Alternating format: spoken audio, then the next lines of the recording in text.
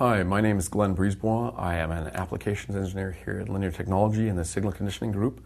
I support op-amps, comparators, references, RMS-to-DC converters, and all the other interesting products here. Today I'd like to talk to you about how to drive difficult loads quickly, difficult loads specifically being capacitors. Using, for example, one of our good CFAs, current feedback op-amps, is an LT1397.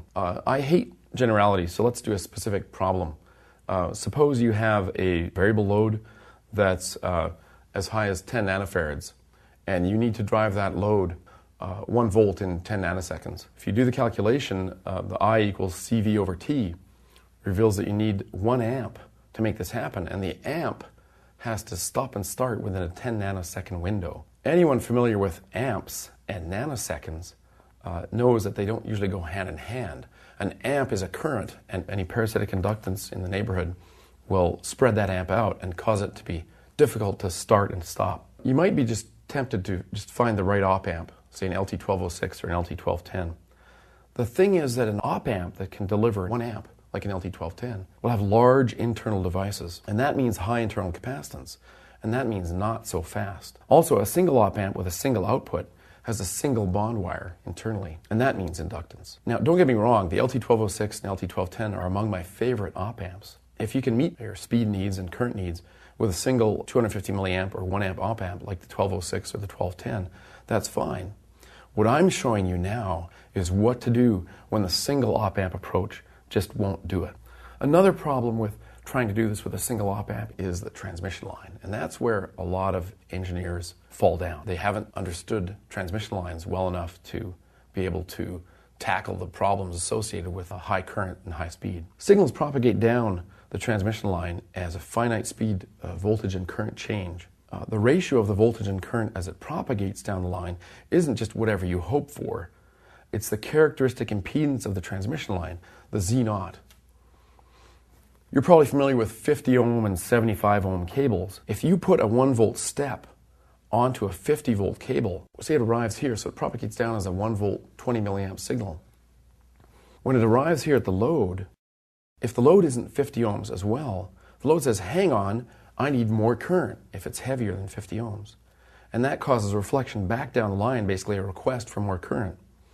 But the requirement of fast means that you don't have time for reflections back and forth to get the right answer at the load. To make a long story short, if you want to get 1 volt at 1 amp to your load fast, you don't do it with a 50 ohm transmission line.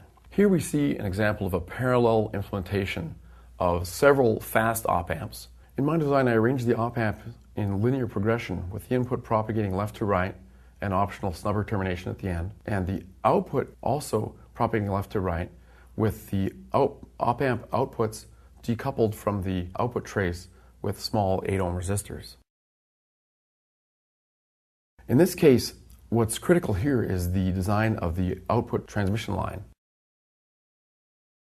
Before I show you the layout, I want to basically discuss how to achieve low Z0 with the correct geometries on transmission line design.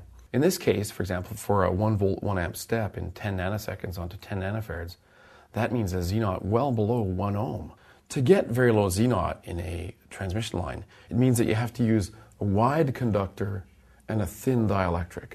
Consulting this wide range chart of transmission line geometries, you want a very high width to height ratio, which is plotted along this axis.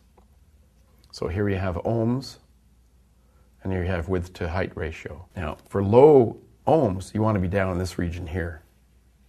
You can see that the width to height ratio here is 100. In this design that I'm going to show you, in fact, the width to height ratio that I achieved was about 500 using techniques involving Kapton tape and copper tape. So here's the layout I came up with. In this case, it's a quad op-amp. The outputs of the op-amps are at the corners of the quad package. The inputs are near the supply pins in the middle. The input here is propagating left to right, and at the same time the output is propagating left to right. But here's what's critical. Notice this blue here is the output trace. Notice how it's getting thicker and thicker as you propagate left to right, wider and wider, I should say. What that's doing is decreasing the transmission line and characteristic impedance fairly drastically. This initial trace here is about 50 mil wide. The output trace, by the time it gets to this end, is a full 2 inches wide. That makes for a very low impedance transmission line. Now, to achieve a high quality low Z0, in this case I only had a 2-layer board. What I did was put a layer of Kapton tape, 4 mil thick, over this as a dielectric isolator, and then on the bottom of that I put a layer of copper tape soldered down, just leaving the end here exposed for the final connection to the load. If you think about it, do a quick calculation, the 2-inch wide trace on a 4 mil thick Kapton layer, referring back to that chart of characteristic impedance earlier, the geometries, that works out to a width to height ratio of 500, which was actually off of that chart. Here's a picture of the results I achieved with this board. This is the input trace on the top.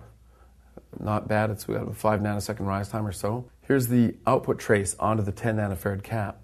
You can see the width of the rise time here is about half a division. I apologize for the poor graticule. That's a 10 nanosecond full rise time onto 10 nanofarads at 1 volt, and that's 1 amp. So basically during this period, an amp is flowing. In this period there's no current, in this period there's very little current. But that's starting and stopping an amp with fairly good edges within a 10 nanosecond window. If you have any questions, please feel free to contact me here at Linear Technology. You can go to our website at www.linear.com. We have a lot of fine products. We have faster op amps, slower op amps, micropower op amps. Thank you.